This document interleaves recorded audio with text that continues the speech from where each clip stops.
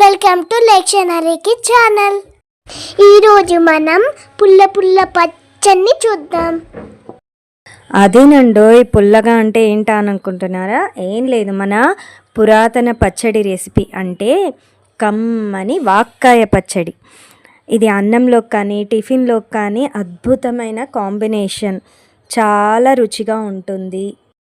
ముందుగా ఈ పచ్చడికి ప్రధానమైన వాక్కాయ గురించి తెలుసుకుందాం. ఎంత అందంగా ఉన్న ఈ చిన్న పండ్లు శరీరానికి ఎన్నో ప్రయోజనాలను ఇస్తాయి. ఇవి పుల్లగా ఉంటాయి కాబట్టి విటమిన్ సి పుష్కలంగా ఉన్నట్టు. తర్వాత ఫైబర్ కూడా ఉంటుంది. ఇందులో చాలా ఎక్కువ మోతాదులో మనకి ఫైబర్ ఉంటుంది. సో జీర్ణ వ్యవస్థను మెరుగుపరుస్తుంది. రక్తహీనతతో బాధపడే వారికి కూడా ఇది ఎంతో మేలు చేస్తుంది. సో నేను ఎక్కువ తెచ్చుకోలేదండి, మార్కెట్లో దొరకగానే ముందుగా ఒక 1/2 కిలో మాత్రమే తెచ్చుకున్నాను. వాటిని తెచ్చి బాగా కడిగి కట్ చేసి మధ్యలో చిన్న సీడ్ ఉంటుంది, అది తీసేయాలి.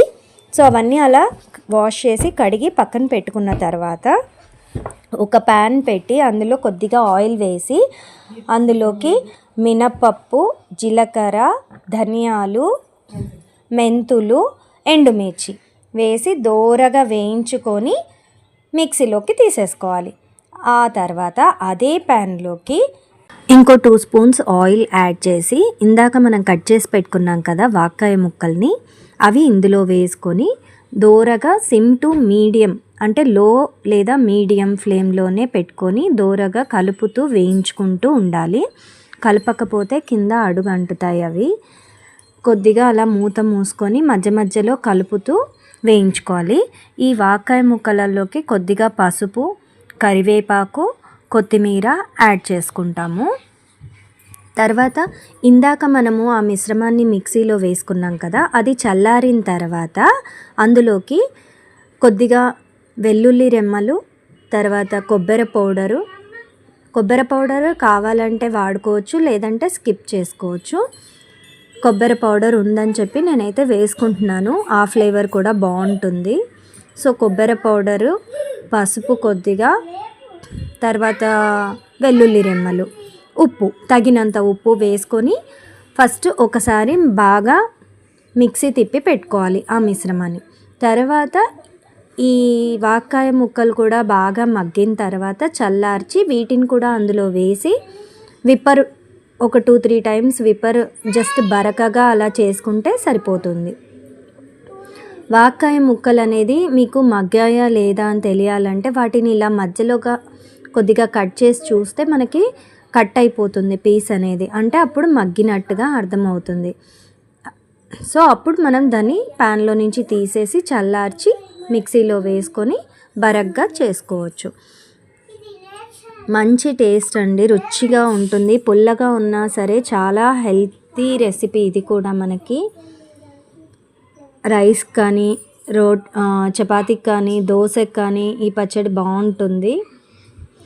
అండ్ ఫినిషింగ్లో మీకు రోటి పచ్చడి మొత్తం రెడీ అయిన తర్వాత కావాలి అనుకుంటే ఆనియన్స్ కట్ చేసి చిన్నగా కట్ చేసి జస్ట్ ఇలా చేత్తో స్మాష్ చేసుకొని ఈ పచ్చడిలో వేసుకొని కలుపుకోవచ్చు. లేదు మిక్సీలో వేసుకొని లాస్ట్లో విప్పర్ అయినా కూడా ప్రెస్ చేసుకోవచ్చు. అలా కూడా ఆ కాంబినేషన్ బాగుంటుంది. వద్దు అనుకున్న వాళ్ళు ఆనియన్ని కూడా స్కిప్ చేసుకోవచ్చు. ఇలా కొత్తిమీర అలా కూడా వేసి వేయించిన తర్వాత చూస్తున్నారుగా, ఇక్కడ ముక్కలు కూడా మనకి తెలిసిపోతుంది అప్పుడే మగ్గాయి అని చెప్పేసి. ఇందులో చూస్తే మీకు వీడియోలో మంచిగా మనం ఇలా కట్ చేసి చూస్తే 2 ముక్కల కింద అదిగా ఉండాలి, 2 ముక్కల కింద కట్ అయిపోతుంది. సో ఈ స్టేజ్ వచ్చిన తర్వాత మనం వాటిని ఆఫ్ చేసేసి మగ్గించడం, చల్లార్చి తీసుకోవాలి. ఇంతే అండి, చాలా సింపుల్ రెసిపీ, హెల్త్కి కూడా మంచిది. ఇవి జనరల్గా వర్షాకాలంలో దొరుకుతాయి. నాకైతే ఇప్పుడే స్టార్ట్ అయ్యాయి, అందుకే ఫస్ట్ అని చెప్పి కొద్దిగా 1/2 కిలో తెచ్చుకొని చేసుకొని చూశాను. చాలా బాగుంది, రుచిగా, అందరికీ నచ్చింది. మీకు కూడా ఈ రెసిపీ నచ్చిందని అనుకుంటున్నాను. మీరు కూడా ఇంట్లో ట్రై చేయండి, ఎలా ఉందో నాకు కమెంట్లో చెప్పండి. మీకు ఈ వీడియో నచ్చితే లైక్ చేయండి, మీ ఫ్రెండ్స్ అండ్ ఫ్యామిలీకి కూడా షేర్ చేయండి. అండ్ మా ఛానల్ని సబ్స్క్రైబ్ చేయడం మాత్రం మర్చిపోకండి.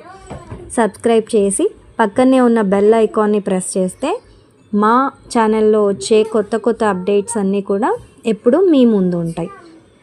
సో అలా మొత్తం మిక్సీ తిప్పిన తర్వాత అదే ప్యాన్లోనే కొద్దిగా ఆయిల్ యాడ్ చేసి తాలింపు పోపు పెట్టేసుకోవాలని. ఇందులో ఇంగువ, మినప్పాలు, జీలకర్ర, ఆవాలు, కరివేపాకు, నేను కొద్దిగా పులుపు ఇంకా ఉంది కాబట్టి 2 పచ్చిమిరపకాయలు కూడా కట్ చేసి వేసుకుంటున్నాను ఫ్లేవర్ కోసమని. అది చిన్నపిల్లలు తినరు అనుకుంటే మీరు ఆ పచ్చిమిరపకాయలు స్కిప్ చేసేసుకోవచ్చు. ఇంగువ వేసుకోవడం మాత్రం మర్చిపోకండి, చట్నీలకి టేస్ట్ అదే వస్తుంది ఇంగువతోనే.